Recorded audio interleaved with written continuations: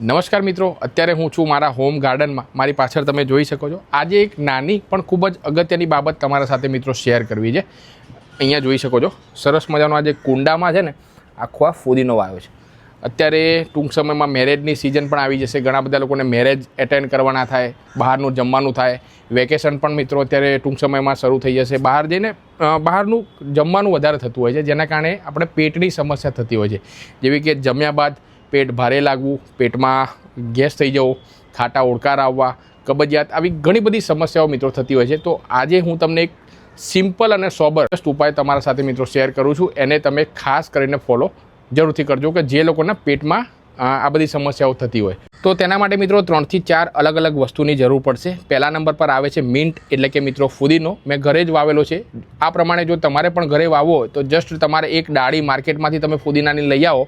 તેને આ પ્રમાણે તમારે કન્ટેનર હોય, કુંડું હોય, તેમાં તમારે માટી નાખી દેવાની અને ત્યારબાદ તમે નાખશો તો સરસ મજાનો ફુદીનો છે તમારા ઘરે જ મિત્રો રેડી થઈ જશે. ત્યારબાદ મિત્રો બીજા નંબર પર આવે છે એ છે લીંબુ.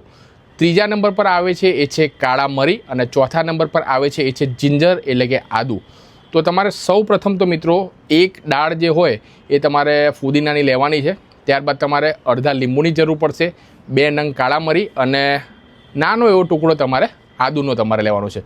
હવે નાનો ટુકડો આદુનો, એક ડાળ તમારે ફુદીનાની લેવાની છે, 2 નંગ કાળા મરી. આ ત્રણેય વસ્તુને તમારા ઘરે જે વાટવાનો પથ્થર, વાટવાનો જે ખલ હોય તેની અંદર બરાબર તમારે વાટી દેવાનું છે. અને ત્યારબાદ જે વટાયેલી જે પેસ્ટ છે નીચે ગળણીની ઉપર રાખીને તમે દબાવશો તો નીચેથી એનો જે રસ છે એ નીકળી જશે. હવે 1 ગ્લાસ તમારા માટલાનું પાણી લેવાનું છે, તેની અંદર અડધું લીંબુ તમારે નીચોઈ દેવાનું અને 1 ચમચી આ ત્રણેય વસ્તુનો કાળા મરી, આદુ અને ફુદીનાનો જે રસ નીકળ્યો એ 1 ચમચી તમારે એડ કરી દેવાનો, બરાબર હલાવી દેવાનું. અને જેવા સાહેબ તમે જમી લો ત્યારબાદ તમારે 1 ગ્લાસ આ ડ્રિંકનું તમારે સેવન જમ્યાના અડધો કલાક બાદ તમારે કરવાનું છે. આ ડ્રિંક તમે પીશો તો તમારી ડાયજેસ્ટિવ સિસ્ટમ, એટલે કે તમારી જે પાચન શક્તિ છે ને એ મજબૂત થઈ જશે. પાચન શક્તિ સાહેબ તમારી મજબૂત હશે તો તમારી પેટની કોઈ બીમારી નહીં થાય. અને જો તમારું પેટ સ્વસ્થ હશે ને તો ઘણી બધી બીમારીઓ તમારાથી મિત્રો દૂર રહેશે. એટલે કે આ ડ્રિંક જમ્યા બાદ જે લોકોને પેટની સમસ્યા અવારનવાર થતી હોય, ખાસ કરીને ખાટા ઓડકાર આવવા, ત્યારબાદ ગેસ, એસિડિટી, પેટ ભારે લાગવું, આ બધી સમસ્યાઓ થતી હોય ને તો અચૂકથી તમે ટ્રાય કરજો.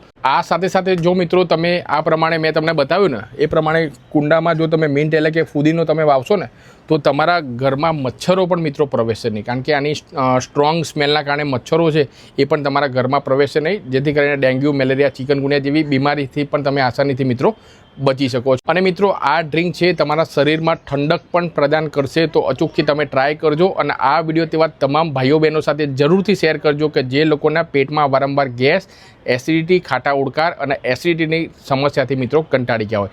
આપ આ વિડીયો ક્યાંથી જોઈ રહ્યા છો નીચે કોમેન્ટમાં મને જરૂરથી જણાવજો અને બીજા આવા હેલ્થના વિડીયો જોવા માટે આપણી ચેનલને જરૂરથી સબસ્ક્રાઈબ કરી દેજો. ધન્યવાદ.